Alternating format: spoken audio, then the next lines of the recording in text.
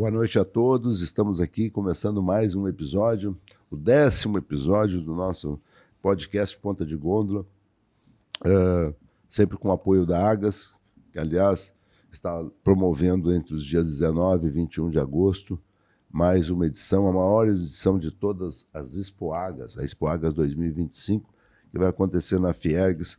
Já estão abertas as inscrições pelo site da Agas. Eu tenho dito aqui, nesses primeiros episódios dessa jornada, que se propõe a contar essa história fascinante, todas as suas interfaces do setor de supermercado, que eu estou criando alguns problemas para mim. Né? Primeiro, está aumentando muito a régua, quer dizer, está sendo mantida em alta a régua dos convidados entrevistados, e vai chegar um tempo lá que vai começar difícil achar gente no mesmo nível, mas vamos lá. Segundo, quando tu traz um convidado bom, tu começa a ter problemas em relação ao tempo, né? Então, daqui a pouco eu vou ter que aumentar o episódio, o tempo de duração do episódio. Eu estou me referindo ao nosso convidado de hoje, meu amigo, tá? Que talvez seja, que tenha talvez como seu principal atributo de seu extenso currículo o fato de ser conselheiro do Grêmio, meu companheiro de conselho no Grêmio, mas é uma pessoa, primeiro estudou como eu na Universidade Federal do Rio Grande do Sul, concluiu o curso do Direito, obviamente bem mais tarde do que eu, é atual promotor do Ministério Público no Rio Grande do Sul, promotor de Justiça na Procuradoria de Justiça e de Defesa do Consumidor em Porto Alegre. É graduado não apenas em Direito, pela URGS, como é especialista em Direito Digital pela Fundação Escola Superior do Ministério Público, a FMP, a qual ele também preside neste atual mandato, e mestre, simplesmente mestre, e doutor em filosofia, que também pode abrir uma vasta margem para assuntos aqui nessa noite de hoje, formado aqui pela PUC, Pontifícia Universidade Católica do Rio Grande do Sul, onde são gravados esses episódios. Além disso, ele também é integrante do Brasil com o Instituto Brasileiro de Política e de Direito do Consumidor e do MPCOM, Associação Nacional do Ministério Público do Consumidor. O convite ao Luciano de Faria Brasil, que aliás também é bagéense raiz, podemos contar algumas histórias, vamos saber se ele é do Grêmio Bagé ou do Guarani, mas é bagéense raiz.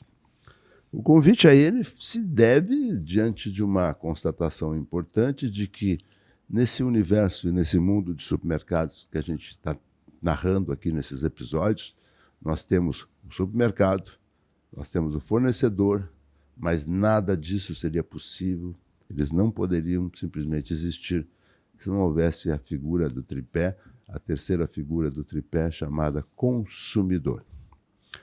O consumidor tão vilipendiado ao longo de tantos anos no Brasil e que agora, a partir do advento lá nos últimos 40 anos, né, advento do Código de Defesa do Consumidor, ele começa a ser melhor tratado, mas ainda assim com um monte de alternativas e coisas que a gente precisa discutir no sentido de manter a valorização do nosso consumidor, que é a essência, a base, a pedra basal de toda dessa orquestração que eu chamo do setor de supermercados. Boa noite, bem-vindo, meu amigo Luciano de Faria Brasil. Muito obrigado, Fernando, pelas palavras amáveis aqui. É um prazer estar aqui e ressaltar também a quem nos assiste, nos escuta, que é um prazer também te ter como colega no Conselho Deliberativo do Grêmio. Eu muito aprendi contigo, meu amigo, e fomos colegas do mesmo movimento político no Grêmio, participamos de várias decisões importantes, e é uma paixão que nos une, e é uma paixão que demonstra também um interesse por algo que é maior que nós, que é coletivo, que é algo que transcende a nossa existência, que continuará a existir depois de nós. Assim, então realmente essa doação que nós temos, essa causa do clube, é algo que indica assim, uma vontade de ter uma doação do seu tempo, do seu talento, justamente por uma causa que transcende os nossos interesses privados mais comezinhos. E é um prazer conversar contigo sobre direito do consumidor, sobre comércio, sobre fornecedores, porque é uma história interessante. Antes a gente conversava um pouco sobre a tua obra, justamente, do bolicho aos supermercados. E eu ponderava, na linha da tua pesquisa fabulosa, que essa é a história da modernidade, a história da tecnologia, da agregação, da concentração, da escala, e que transformou o panorama do consumo e que criou o consumidor moderno. O consumidor moderno, ele realmente se torna relevante, ele se torna essa figura que nós conhecemos a partir da ideia do comércio de massa.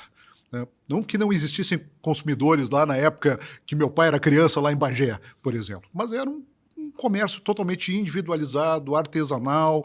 Era o freguês, né? Exato. Assim, eu comentava antes, o sujeito queria comer uma galinha assada, tinha que esperar o carroceiro passar com as galinhas vivas na frente de casa, comprar uma, matar, depenar, preparar, e tudo enquanto você hoje tem num supermercado uma gama de produtos à disposição imediatamente, e isso torna toda uma fração da população, uma fração enorme, que antes não era consumidora desses produtos, se torna consumidora. E isso é uma história dos últimos 60, 70 anos, no máximo, Sim. que realmente é a história do ingresso do Brasil e da sociedade ocidental no mercado de massa. E os próprios supermercados existem há 70 anos, né? 72 agora, nem chegamos a 72.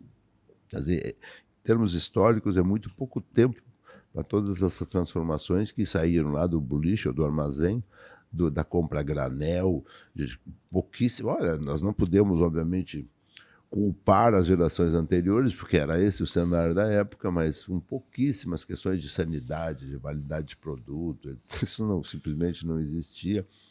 E essa contribuição toda dessa grande orquestração que vem trabalhando no sentido de sanidade, aumento dos índices de longevidade, etc, etc, etc. Mas, Luciano, vou começar lá no início. Bagé, nasceu em Bagé? Eu nasci em Porto Alegre. Nasceu em Porto Alegre. Meu pai e minha mãe já tinham se mudado para cá, o pai veio trabalhar e estudar também, mas eu conservo os vínculos com a região porque nós somos proprietários rurais, né? Agora eu, minha irmã e minha mãe somos proprietários rurais em Bagé, Candiota e Piratini, né? Nas terras da família, tanto pelo lado de pai quanto pelo lado de mãe. Eu tenho um vínculo afetivo com a cidade e com a região como um todo, e meu pai foi historiador também da região, e eu me sinto muito atraído por essas questões aí da metade sul, da história às vezes trágica da nossa metade sul, da nossa fronteira sul, mas é uma história formativa no sentido essencial. A figura do gaúcho histórico que nós reverenciamos aí no 20 de setembro, na Semana Farroupilha, ele é uma figura humana, um tipo humano da metade sul, né? Muitas vezes já desaparecido, em profunda transformação. A gente vê as relações de trabalho mudaram completamente, ainda bem, né? São relações assim, de absoluta dignidade, mas você vê hoje o peão de estância, né? Praticamente extinção, ele tem carro, motocicleta, celular, está perfeitamente integrado, tem redes sociais, perfil no Instagram, se quiser dar uma acompanhada no que ele está fazendo, é só dar uma olhadinha no Facebook, no Instagram que ele está postando as fotos ali.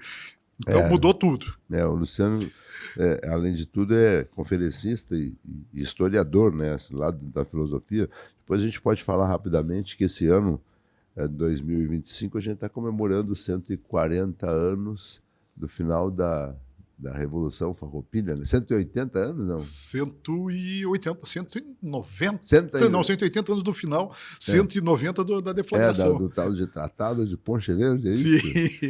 Sim, sobre o qual se discute se houve tratado ou não, se foi simplesmente o termo de uma rendição, enfim, toda essa também a questão da tomada do Monte Castelo, né? Sim, que completou 80 anos nesse fevereiro, e foi realmente uma página, às vezes esquecida da história nacional. Tombaram muitos brasileiros ali em defesa da liberdade, lutando contra o nazifascismo. E a primeira Constituição Republicana que vai chegar a 135 anos, a primeira no ano que vem, né? Escrita com toda a delicadeza e com todo e com toda a boa vontade pelo Rui Barbosa e por outros luminares, mas que gerou, enfim, aquele cenário oligárquico da Primeira República aí, e que, infelizmente, nós vamos ressurgir em algumas práticas aí, em tempos recentes, aí, com outras roupagens. E aí tu está em Porto Alegre e se forma quando na PUC? Na URGS? Me formei na URGS em 93, metade do ano. Eu adiantei um pouco o curso, fiz em 4 anos e meio. Em 95, no começo do ano, ingressei no Ministério Público e completei 30 anos de carreira esse ano.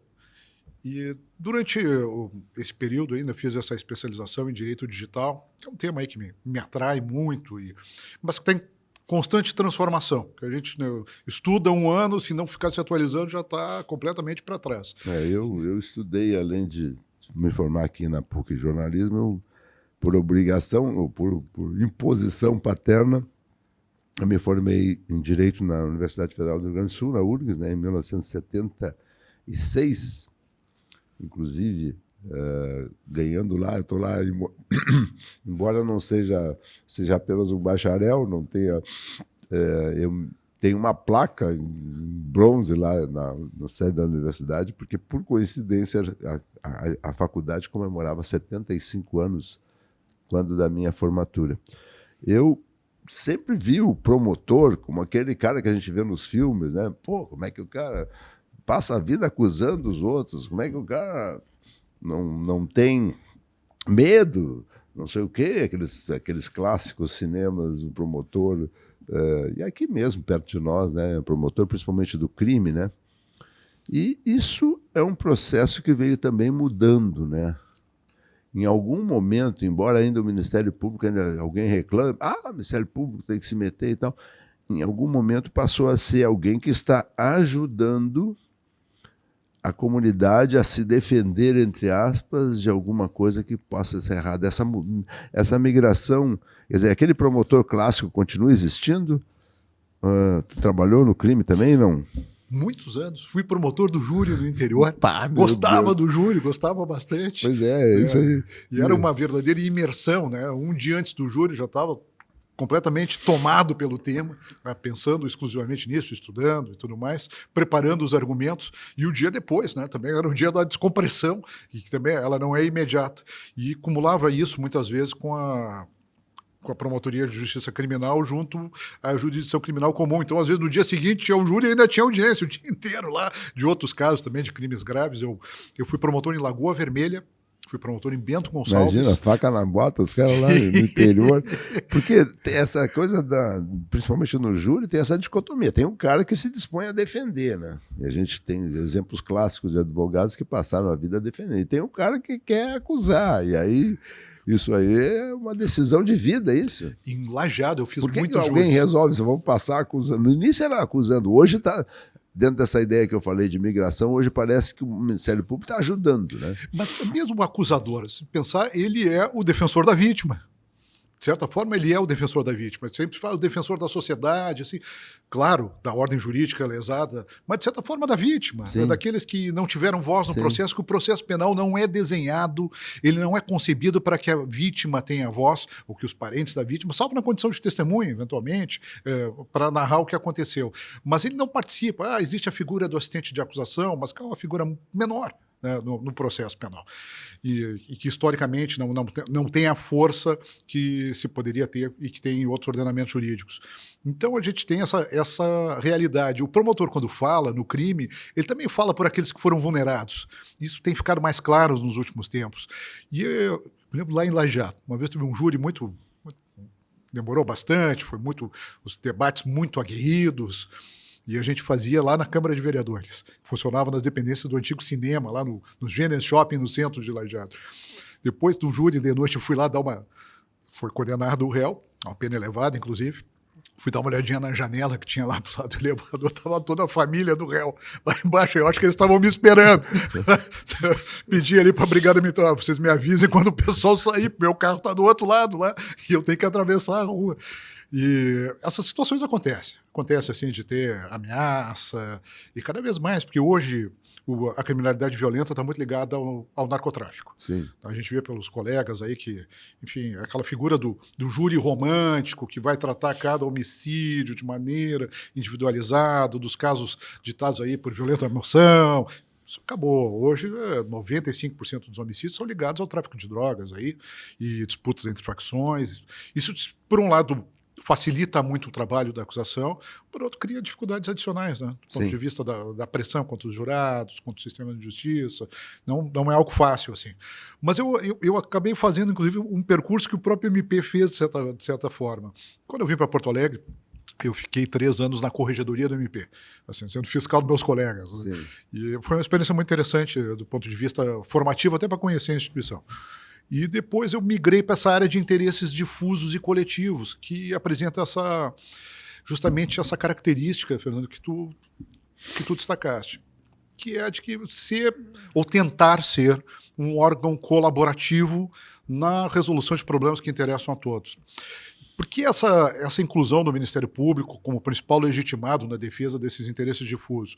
Consumidor, meio ambiente, ordem urbanística, questões ligadas à ordem econômica, defesa da economia popular, elas existem justamente pela percepção de que num determinado momento da história, ou ao longo de sua história, a população brasileira não estava organizada suficientemente para defender coletivamente esses direitos. Ou seja, não havia uma tradição associativa grande, não havia...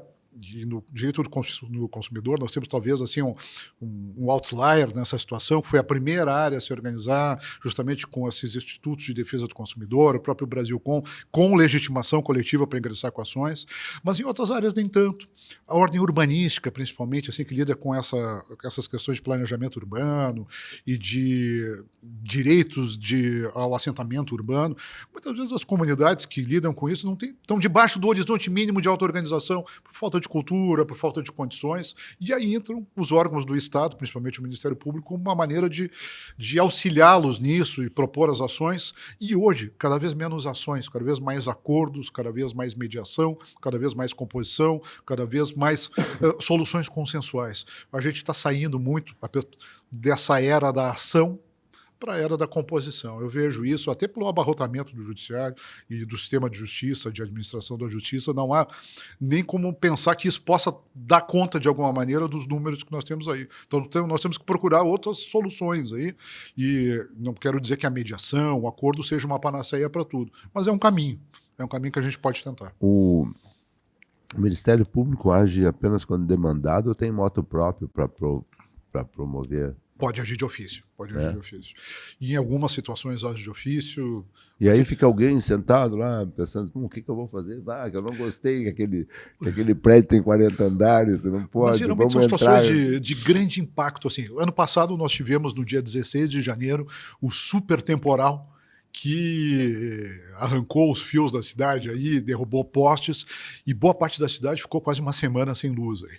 E o que demonstrou uma carência de preparação da concessionária de prestação de serviço de fornecimento de energia elétrica em Porto Alegre para atender esse tipo de situação. Tiveram que trazer gente de outros estados, etc. Esse é o tipo de situação que reclamava uma atuação de ofício, inclusive com a propositura de demanda, inclusive até para gerar a possibilidade de um acordo, de uma solução consensuada, mas esse foi um momento em que o Ministério Público teve que agir. E tanto agiu que acabou gerando, inclusive, um precedente agora, na semana retrasada, num incidente de resolução de demanda repetitiva, que estabelece que o prazo máximo de religação da energia elétrica, sem necessidade de indenização, é 24 horas. Né? Sim, é uma decisão recente, que justamente ela decorre desse acúmulo de ações individuais e coletivas que foram chegando e foram tratadas coletivamente no Tribunal de Justiça. Então tem essas questões. E alguma questão de interesse público, né, que possa justamente emergir na mídia. Isso é muito importante. O papel da imprensa e dos jornalistas é muito importante, Fernando, para nos alertar sobre determinadas situações. O promotor de justiça, geralmente, é um sujeito de classe média e que tem acesso a um montante de informações próprio do seu segmento sociocultural. Ele não sabe tudo, nem tem condições de saber, mas ele é alertado pela imprensa, pelas representações dos interessados, enfim. E hoje há uma circulação de informações em redes sociais que também nos auxilia muito, né? Antes nós dependíamos apenas da grande imprensa, da grande mídia, e hoje nós temos assim, uma pulverização de comunicação que faz com que as coisas cheguem ao Ministério Público e aí se possa justamente fazer essa triagem do que nós vamos, onde nós vamos atuar. Há uma preocupação também, principalmente em áreas como o direito do consumidor, de não haver uma superatuação, né? Você fazer um microgerenciamento do mercado. As questões também precisam ser compostas administrativamente pelas empresas, que têm seus prazos, tem o PROCON, que também faz essa parte. Nós não queremos sobrescrever, não queremos nos sobrepor a essas instâncias, e sim atuar como uma espécie de última instância nesse tipo de situação. O Ministério Público, como tudo, né, tem boas ações, outras nem tanto, e ele é muito lembrado quando acontecem essas questões de impacto ambiental, de questões urbanísticas. O cara quer construir um prédio de 100 andares, e aí alguém diz que isso é progresso, outro diz que nem tanto, outro vem o Ministério Público embarga, e vamos discutir o assunto.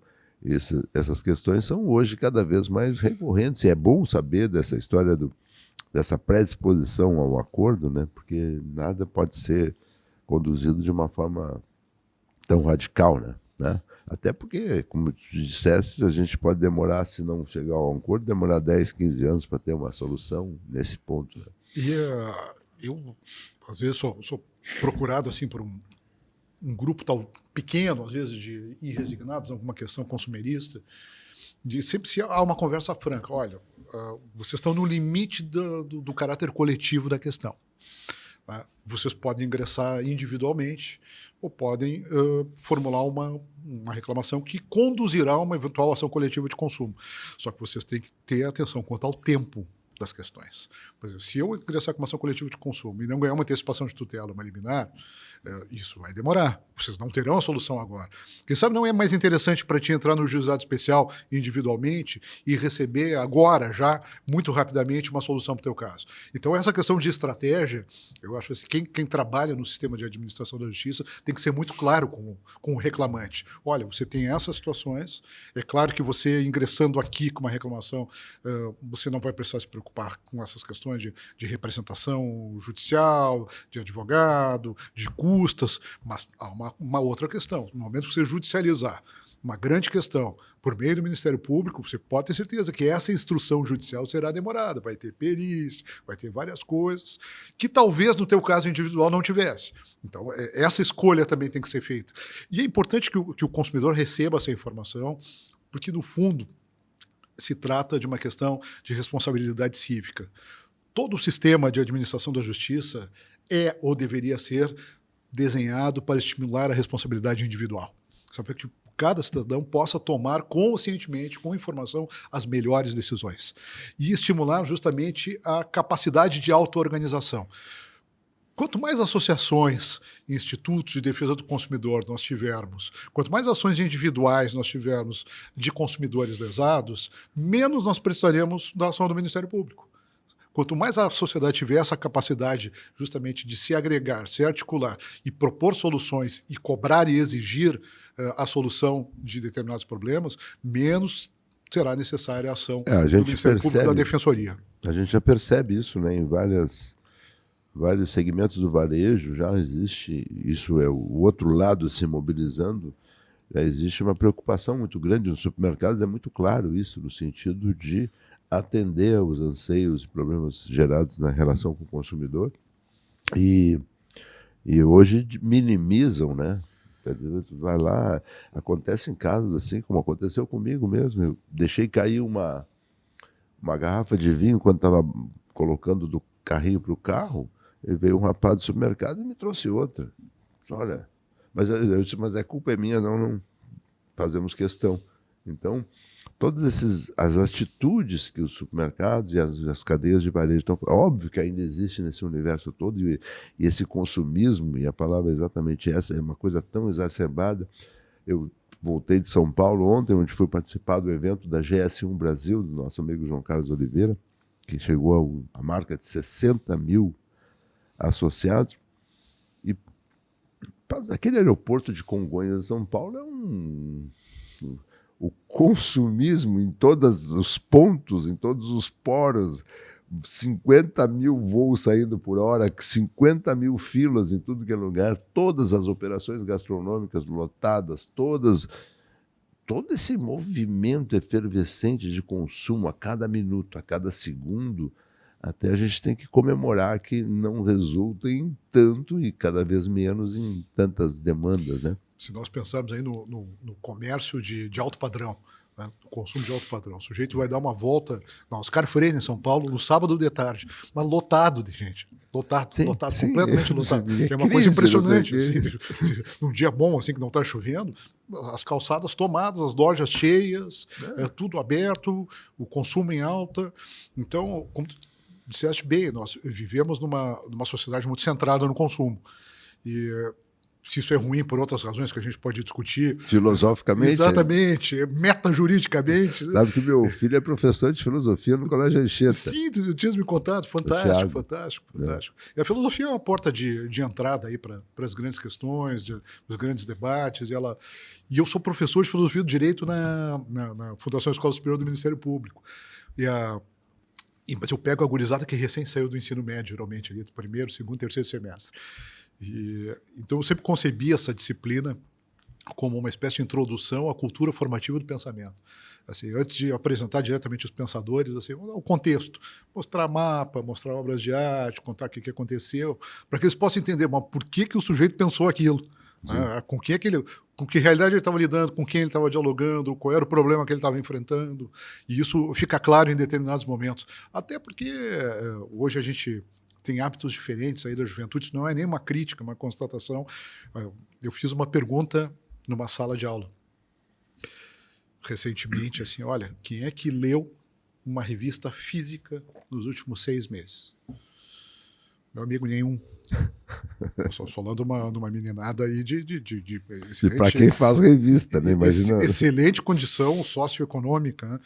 E eu sempre fui um consumidor ávido de revistas, e assinante de várias. A Veja dessa semana tem uma frase do Nizam Guanais que diz: as revistas físicas vão voltar com tudo. Vamos como mercado de nicho, é o que eu acredito. Os jornais também. E perguntei para as meninas, não, mas as revistas de moda, etc. Nada. Então é um mercado a ser recriado ou revivificado. Né? Acredito realmente que cada vez mais esses produtos serão produtos de nicho e vão até valer mais. Sim, justamente sim. Pela escassez da oferta. Antes de a gente entrar especificamente nessa questão do consumidor, vamos voltar um pouquinho ainda antes. A filosofia entra quando na tua vida? Eu estava em Porto Alegre em 2003, tinha chegado em 2002, e eu me lembro de ter visto o edital do mestrado de filosofia aqui da PUC, e olhei o quadro de professores, tinha alguns professores que... Tinha chegado de Lagoa Vermelha e tal? Tinha chegado de Lajeado. Lajeado. E assim, pô, por que não? Por que não fazer uma incursão numa outra área e conviver com gente diferente e com um modo de pensar diferente? Porque a nossa tendência, né, Fernando, é o encapsulamento. Quem é do direito convive com gente do direito, só pensa de uma determinada maneira, é aquela coisa que a gente chama aí, o fora da caixa, outside the box. Isso não existe quando você se ultra especializa e passa a ter até todo o seu universo sociocultural delimitado. Então é bom sair um pouco, escutar outros argumentos, outro modo de pensar, pessoas que vêm de outras formações. E foi muito interessante. Na época, o meu orientador foi um professor, um croata, que lecionou aqui, era professor da PUC de São Paulo e da Unicamp, o professor Jellico Loparic. Era um sujeito interessante, um sábio europeu antigo, assim, que havia estudado na França, depois na Bélgica, tinha sido aluno do Heidegger na Alemanha, tinha assistido o seminário sobre Heráclito lá em Freiburg.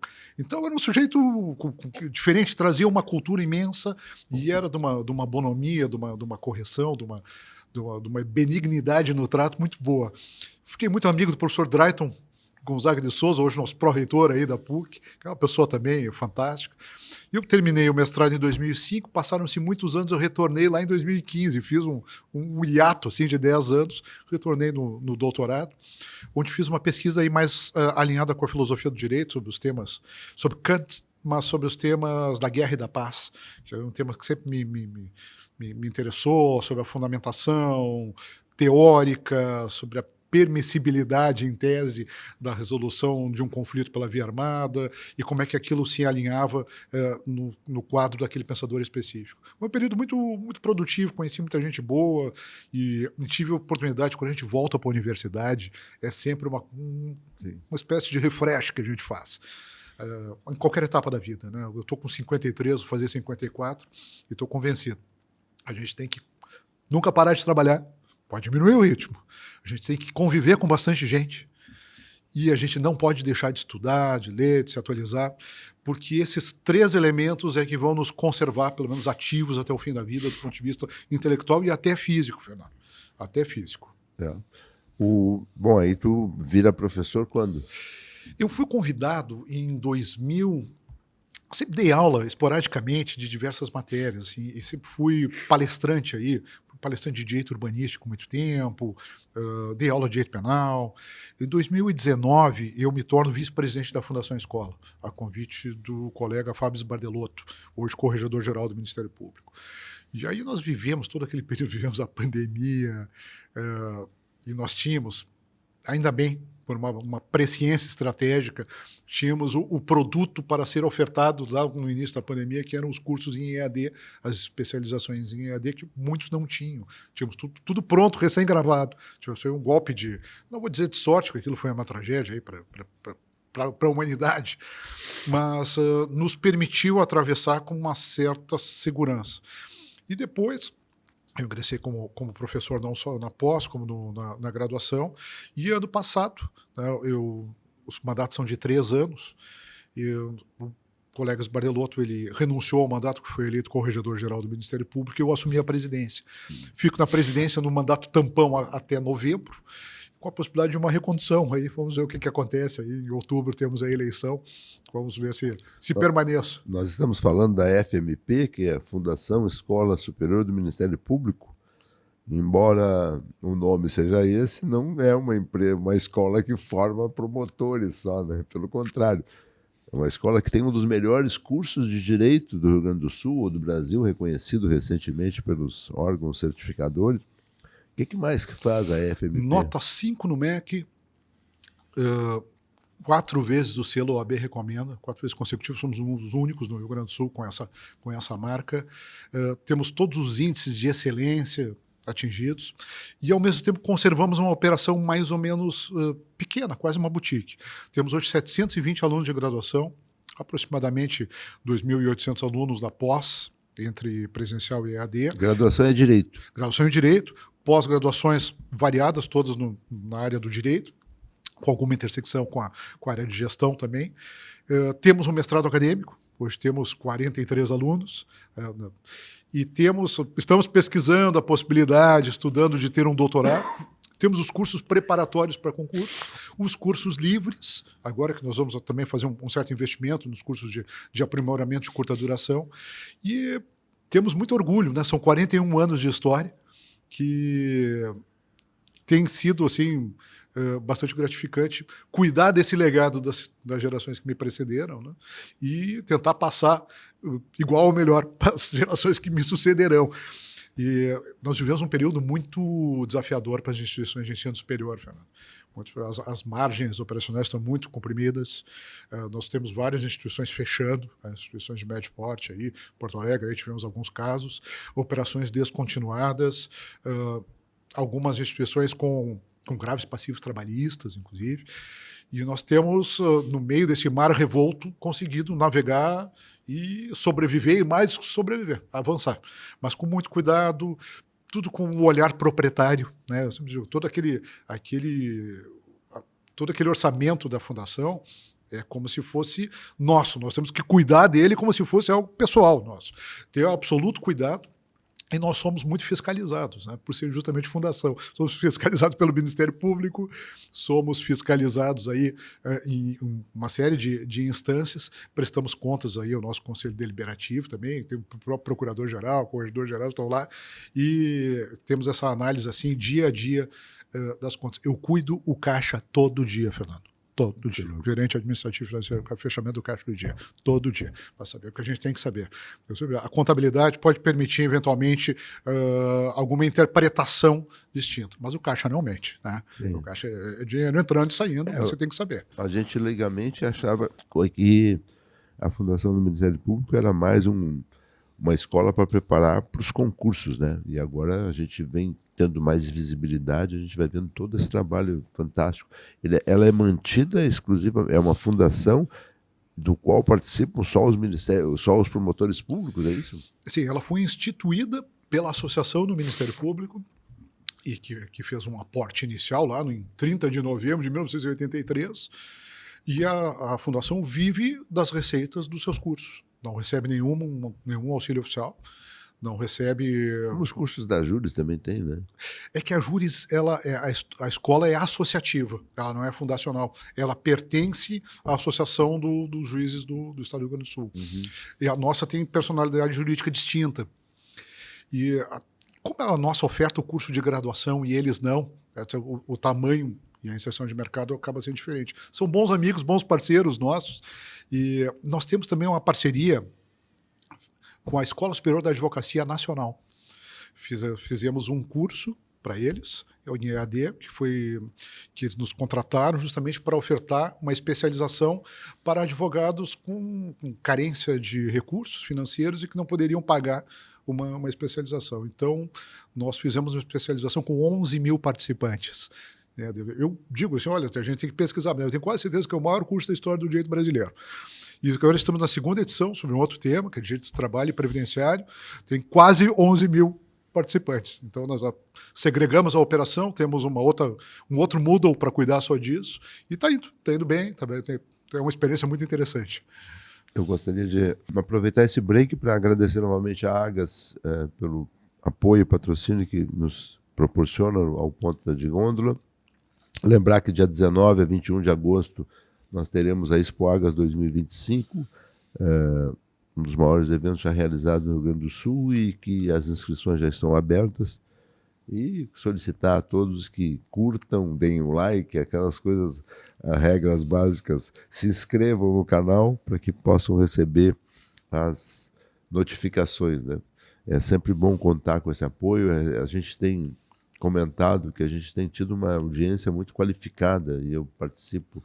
Ainda sábado estive lá na Prefeitura Municipal, o lançamento do livro de 160 anos do primeiro registro de imóveis do Rio Grande do Sul, e é impressionante as pessoas, mesmo nesse ambiente jurídico, me cumprimentando, me destacando, serem serem ouvintes, né? Ou espectadores, e aí nesse podcast vale tudo, tanto pelo Spotify quanto pelo Instagram, pelo YouTube, que mostra uma audiência muito qualificada, nos deixa muito felizes, né? Então, se inscrever é bom, a gente não está buscando grandes volumes, a gente está buscando exatamente isso. Fernando, a tua história te recomenda, assim, tu é uma das pessoas que eu acredito conheça mais gente em Porto Alegre, é impressionante. Não há ambiente onde a gente vai que não conheça um monte de pessoas. E tens uma história profissional muito bonita, e eu acredito que o Ponta de Gôndola aqui é até uma forma de compartilhar isso, essa tua história, esse teu plexo de relações, trazer amigos para conversar, e isso é uma atividade muito bonita, e até algo que a gente tem que agradecer, como consumidores, né, justamente desse produto. Eu também assisto e acho fantástico, assim, a gente aprende muito aqui contigo. Esse tem sido o tom, né, que a gente conta histórias que a gente viveu, né? Eu estou há 43 anos no setor de supermercado, desde 1982, quando comecei o Boletim Agas, uma revistinha de 8 páginas. E a gente viajou muito, então toda essa relação, essas histórias todas, inaugurações, eu tenho não é para me exibir, mas eu tenho uma coleção de crachás que eu tive a ideia de guardá-los de cada evento, que já passa de 400 eventos, né? Então, tu olha assim, 400 eventos é um por... Se tu considerar um por mês, é quantos anos, né? Impressionante. Bom, Luciano, em setembro, o Código de Defesa do Consumidor comemora seus 35 anos. Editado pela Lei 6.700 e alguma coisa. 8.078. 8.078. de setembro de 1990, nós vamos comemorar 35 anos. Tu já era promotor na época, mas era do crime ainda. Não, nessa época eu estava na faculdade ainda. Estava na faculdade. Mas eu lembro bem do movimento. Houve esse movimento assim, que começa um pouco em 85, lá com a Lei da Ação Civil Pública, e o tratamento coletivo das questões de massa, né? Dos quais o direito do consumidor é talvez uma das mais prementes. Embora no caso do direito do consumidor, em boa parte, os danos sejam individualizáveis, né? Ao contrário do meio ambiente, aí, que a gente não consegue, na maior parte das vezes, individualizar. Mas, justamente naquela virada, e esse é o primeiro ano do governo Collor, começa a haver eu diria assim, uma proliferação legislativa no tratamento desses temas. Então, nós temos várias leis importantes ali. Mas o Código de Defesa do Consumidor, ele é talvez assim, o mais decisivo nessa quadra, primeiro por trazer justamente o tratamento em alto padrão deste tema, né, que é o tema da defesa do consumidor, que é o grande tema do final do século XX, começo do século XXI, na medida em que todos somos consumidores e nos definimos como tal. Mas também por introduzir e definir de maneira mais clara as regras do processo coletivo. Embora tudo isso inicie lá na Lei da Ação Civil Pública, é o Código de Defesa do Consumidor que vai criar o microsistema do processo coletivo, com as ações coletivas de consumo, com a definição do que é interesse difuso, o que é interesse coletivo, o que é interesse individual homogêneo, com as regras sobre coisa julgada. Então, tudo isso vem daí. Então, nós temos as regras de direito material que vão nos dizer, olha, os deveres em relação ao consumidor são esses, as vedações são essas, as penas são essas, as infrações administrativas são essas. E nós temos as regras de processo também, igualmente importantes e que continuam válidas. Todas as discussões para criar um código de processo coletivo no Brasil têm esbarrado justamente nessa completude e inteligência das regras de processo que estão aí no CDC. E o CDC mudou a cultura. Às vezes a gente é cético no Brasil em relação ao papel da legislação. E eu acho que a gente tem que analisar caso a caso, aquela coisa que a gente fala na linguagem vulgar, a lei pegou, a lei não pegou. O Código de Defesa do Consumidor pegou. Ele pegou, ele foi produto assim, de uma construção coletiva, e ele teve a participação da classe jurídica, dos civilistas aí como um todo, teve a adesão dos órgãos públicos, judiciário, Ministério Público, que também se fortaleceram nesse processo, e ele, de certa forma, ele foi endossado pelos lojistas, pelos comerciantes, levou um tempo, mas isso ingressou uma espécie de consciência coletiva e compartilhada dos comerciantes, do pessoal que tem no comércio a sua atividade principal de vida. E isso foi muito bom, porque hoje nós temos no Brasil uma consciência, por exemplo, quanto ao direito de arrependimento,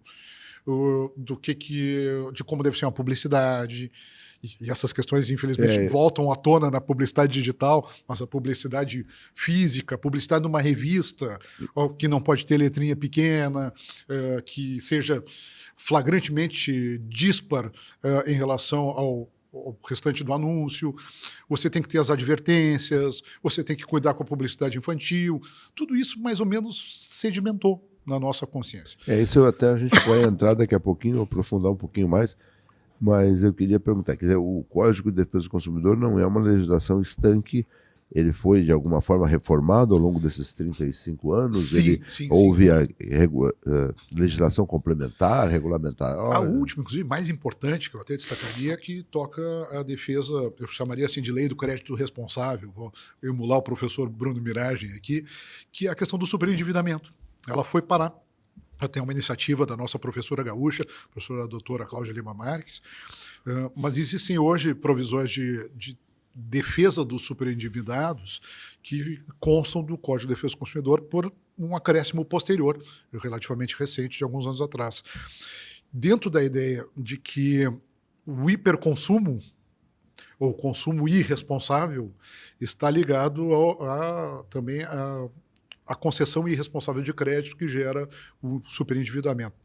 A ideia original, inclusive, era bem maior e o projeto foi sendo desidratado progressivamente nas suas instâncias aí de tramitação e acabou se circunscrevendo algumas poucas provisões aqui no corpo do CDC. Só que ele tem sido atualizado.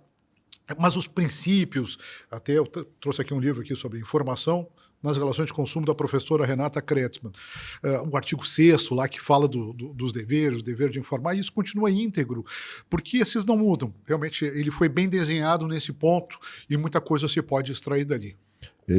Quando é que surge a promotoria de defesa do consumidor?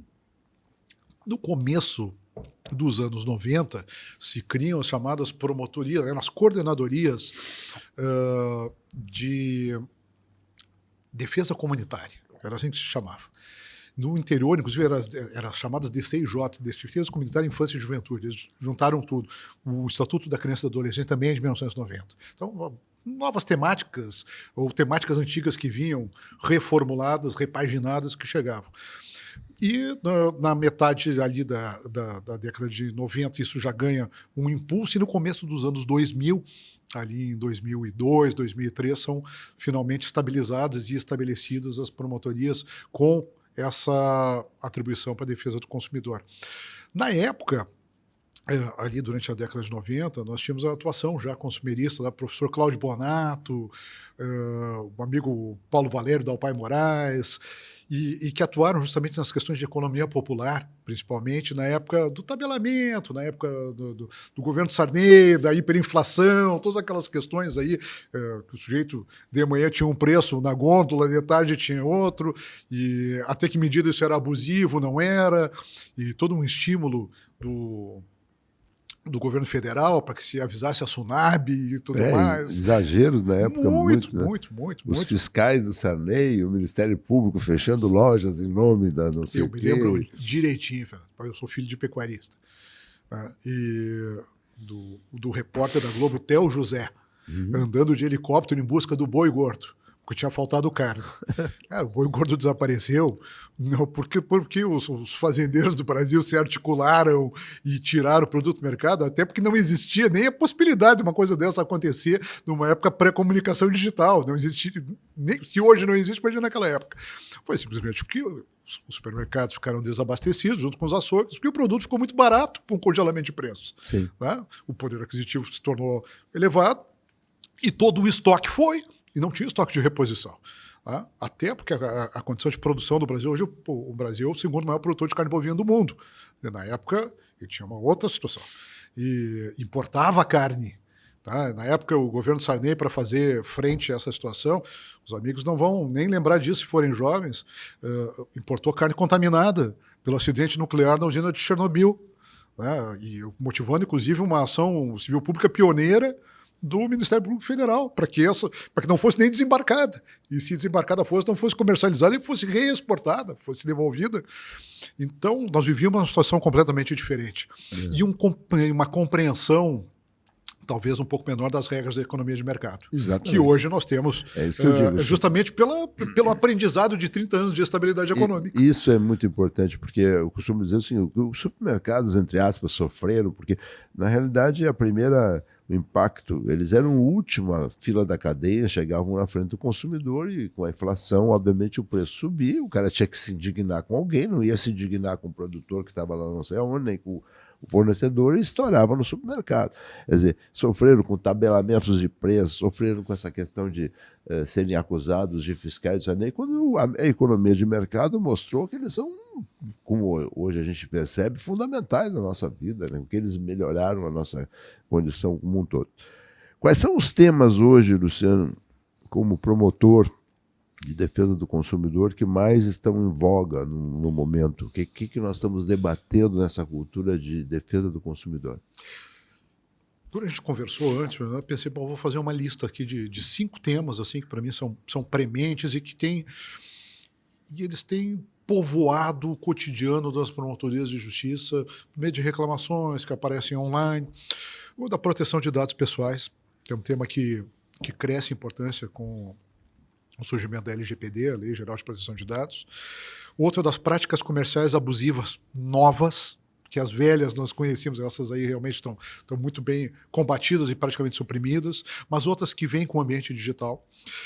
Outro tema é da plataformização né? Não só do incentivo indiscriminado, da exigência de você ter um aplicativo, participar de uma plataforma para poder consumir, mas também do que significa plataformizar o trabalho. Com o que você está lidando, afinal? Quem é o intermediário? Qual é a relação de trabalho? Quem é que está ali?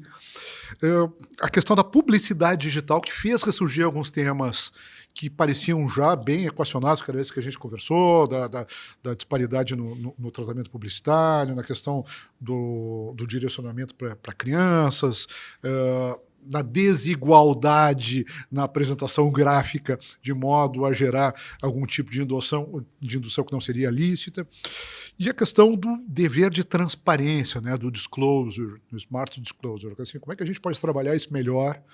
Porque o elemento central do sistema de defesa do consumidor é a informação, né? É você assegurar que aquele que consome tem o máximo de informação, para que ele esteja em condições de igualdade com os demais para poder escolher.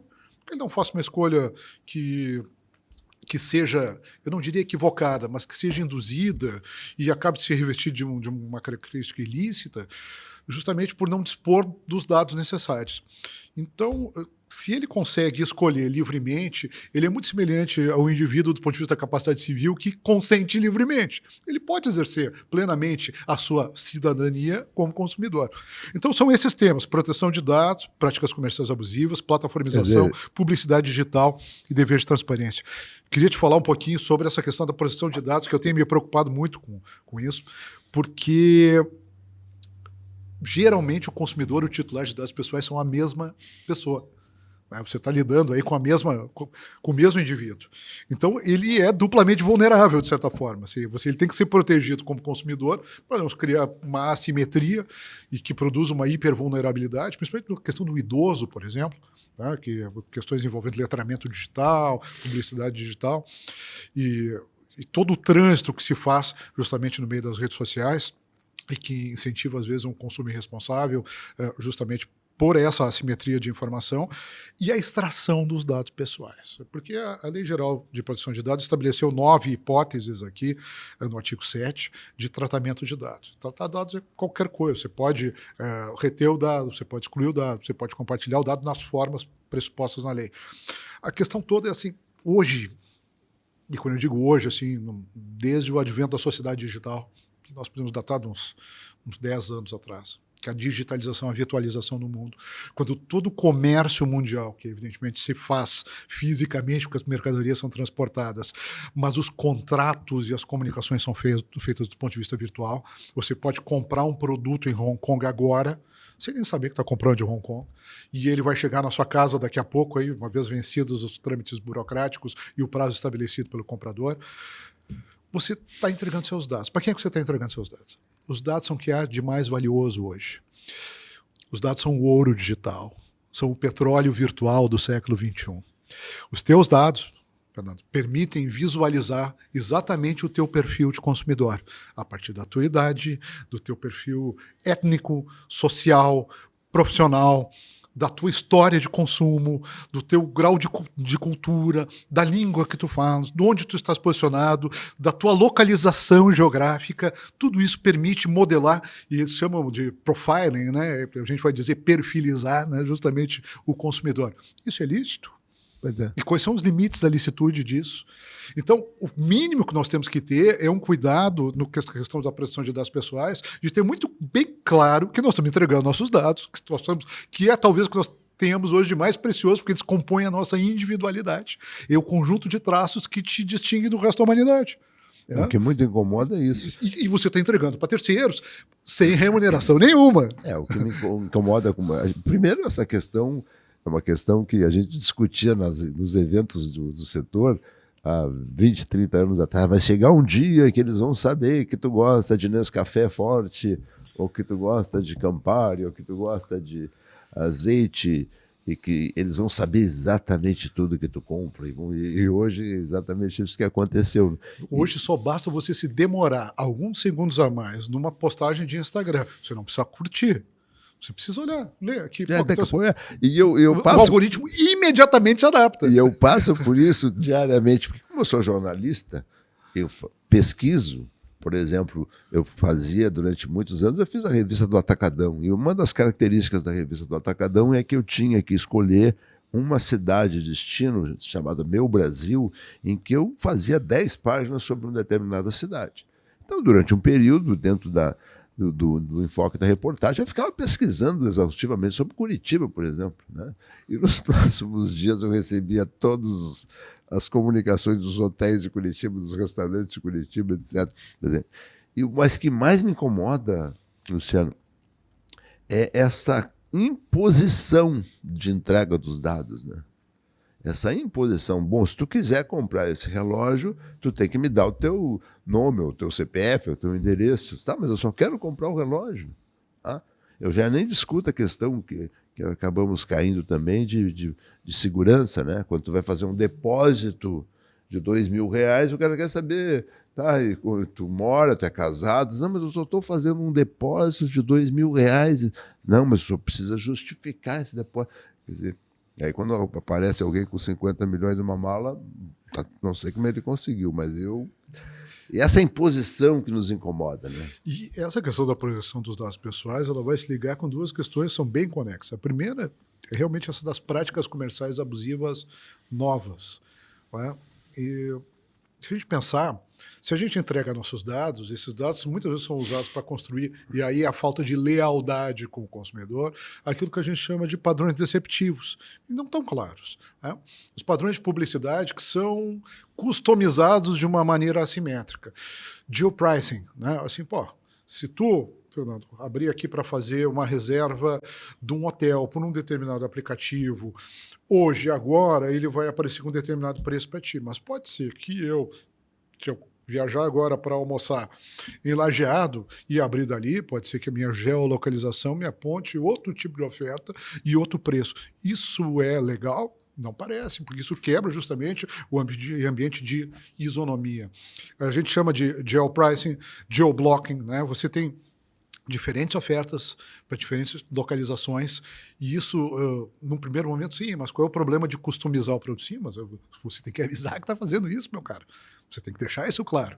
Você tem que deixar isso claro, porque senão você pode também dar a certos comportamentos por parte do consumidor que também vão tentar burlar isso, como uma maneira assim, de uma contra-deslealdade. Estava lendo ontem sobre um comportamento que eu não lembrava que tinha isso aí, que tem até um aplicativo que é declarado ilegal, e agora esses programas de milhagem todos estão embutindo agora punições contra esse tipo de comportamento. É muito mais comum nos Estados Unidos, em que a oferta, a malha aérea é muito maior. Como é que se chama? Acho que é Skylagging. O sujeito tem, assim, vai quer ir lá para Denver, e aí o preço é 1.000. Mas ele descobriu que se ele fizer uma viagem para Denver via Los Angeles, você indo e voltando, é 500. Né? Mas, na verdade, ele não queria ir para Denver. Ele queria ir para Los Angeles e comprar uma passagem meio baratinha. Então, os caras compram e descem no meio da viagem e vão só com bagagem de bordo. E, com isso, eles acabam cometendo uma fraude, e isso está sendo tratado agora. Mas por que isso acontece? Porque os métodos de oferta dessas passagens também não são claros. Por que se você for direto para o destino é muito mais caro do que se você usar aquele destino como uma perna numa outra viagem? Isso tem que ficar claro. Então, essas questões aí, a pressão para comprar. Último quarto... tá aqui, só restam 2 com esse preço. Né? Você faz a reserva, acessa com outro celular e continuam restando 2. Essas técnicas, elas geram uma assimetria pela falta de lealdade. O ponto principal é isso, quer dizer, tu até agora com as companhias aéreas low cost, 3 ou 4 lá na Europa, estavam tentando dizer que o máximo que tu pode carregar num voo é 7 quilos e despachando na mão, né? O que importa é que elas estão propondo isso, que tu saiba todas as regras para tu poder escolher. Eu não quero viajar para uma empresa que só me permite 7 quilos. E houve uma reação, não sei se o Ministério Público em algum momento similarmente atua, diz, olha, isso não pode, porque afinal de contas só de detergente não, pasta de dente, E vai passar de 7 quilos, né? Até o pessoal eu vi a matéria no perfil acho que foi do Público, em Portugal, meio de comunicação portuguesa aqui no Instagram, e eles até ilustraram a matéria com uma foto errada, porque eles botaram uma mala de bordo. Não, essa é a bagagem de cabine. Sim. Eles estão falando é daquele que o cara leva na mão mesmo. Né? É a sacola, a bolsa. A famosa pochete. Exatamente. E questões até que pareciam superadas, sabe? Questão da disparidade do tamanho gráfico numa oferta, das letras. E nós temos, por exemplo, num site, o botão de concordar é enorme e o botão de recusar é pequenininho. Pô, parece uma bobagem, mas isso causa uma assimetria de tratamento que tem que ser combatida. Não que o consumidor seja criança, mas nós devemos assegurar que a oferta do serviço seja clara. Seja leal. É leal com o consumidor. Trate o consumidor como adulto. Exatamente. Como parceiro, como responsável, né? Como parceiro. Porque essa é a grande questão. Tem uma relação cooperativa, colaborativa com o consumidor, que é a melhor relação de todos. Né? Isso o Walmart ensinou, né? O Sam Walton ensinou e outras pessoas. O consumidor, tu tem que tratar bem o consumidor. A primeira regra é tratar bem o freguês. Se tu quiser crescer nesse segmento, isso é uma regra. Não adianta tentar enganar, não adianta tentar, porque a mentira tem perna curta também é um dos nossos ditados gaúchos. Nós estamos chegando ao final, Luciano, mas eu ainda queria só dar um toquezinho. Os supermercados, de uma forma geral, têm se comportado bem junto ao Ministério Público? Muito. Assim, o setor supermercadista ele é muito organizado.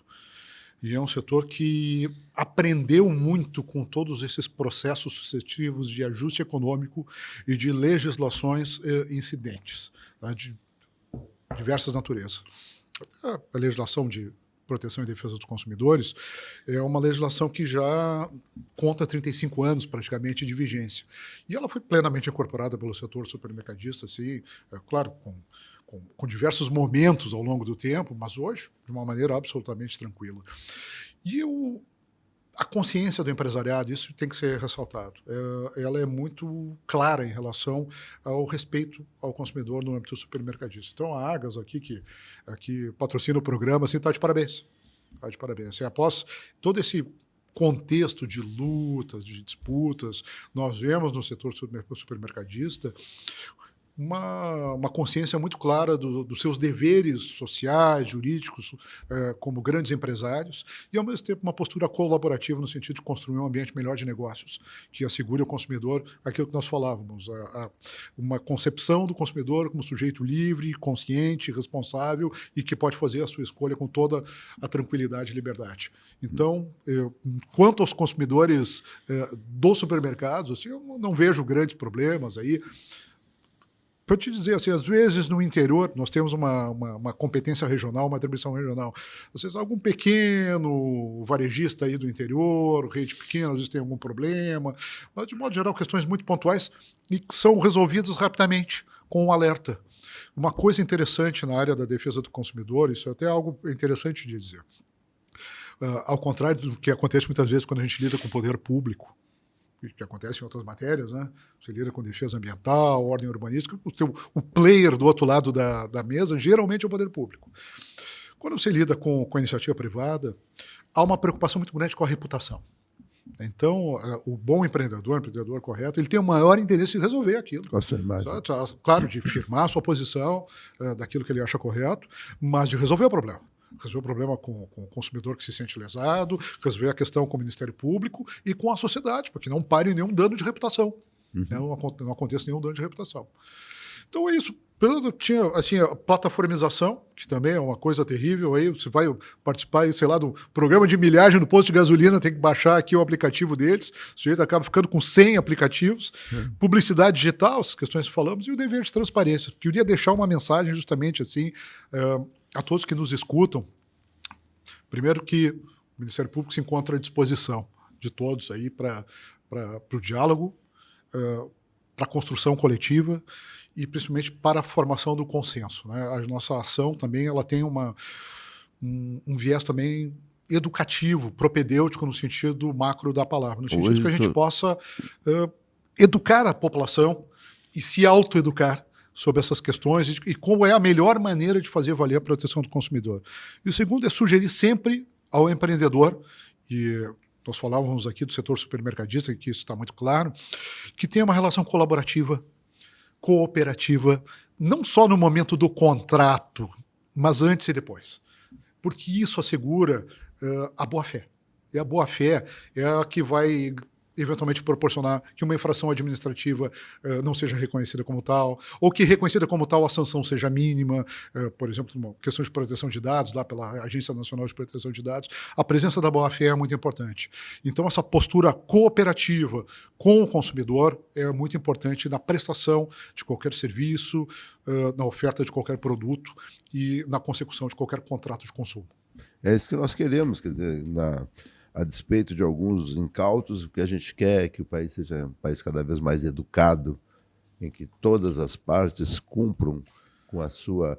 Uma vez eu disse num pequeno discurso que eu fiz no Carrinho Agas, que o setor de supermercados é um setor que cresceu a partir de suas origens, trabalhando de sol a sol, e é um setor em que quem compra paga e quem vende entrega. Então, todo esse processo, e é real isso, porque as lojas não ficariam abertas um dia se não fosse dentro de um ambiente de seriedade, de ética, resulta no melhor atendimento ao consumidor, que somos todos nós e que queremos. Isso significará um país cada vez mais educado. Eu gostaria de agradecer a audiência de todos a esse 10º episódio e colocar à disposição, agradecer a Agas também e colocar à disposição a palavra para o Luciano de Faria Brasil, nosso promotor de defesa do consumidor em Porto Alegre, para sua despedida. Querido amigo Fernando, queria mais uma vez agradecer por esse espaço nobre de interlocução, de difusão de ideias, e dizer que é sempre um prazer poder conversar contigo. Eu tenho muita admiração pela tua trajetória. E como eu te disse antes, eu acredito que o Ponta de Gôndola é talvez assim um coroamento da tua carreira do ponto de vista de contar para terceiros, assim, puxa vida, olha o quanto a gente fez, o quanto a gente avançou e quanto a gente pode fazer. Queria também te desejar saudações tricolores aqui, sim, que é sim. Um irmão tricolor, gremistão, grande gremista realmente... Eu não contei, mas o Luciano está concorrendo a ser um dos vice-presidentes do Grêmio nas próximas eleições. Bola cheia, nosso amigo. Estamos aqui com o nosso amigo Marcelo Marques, aí da Marquespan, aí, dando um auxílio para ele, contribuindo com ideias. É um empreendedor, muito dinâmico, um grande gremista. Esperamos aí que consiga se eleger e faça uma grande gestão pelo nosso Grêmio. Aí. E queria te dizer mais uma vez, Fernando, que eu fico à disposição de vocês, fico à disposição da sociedade porto-alegrense e gaúcha. Eu não sei quanto tempo eu vou ficar na Promotoria de Defesa do Consumidor, eu devo ser promovido a procurador em algum momento aí nos próximos 12 meses. Que maravilha. Mas ali estou, e permanecerei nessa área de direito do consumidor e do direito civil, onde eu transito também, sempre à disposição para dialogar e debater em qualquer fórum ou instância pública. Aí. Tá bom. Até a próxima. Obrigado pela audiência.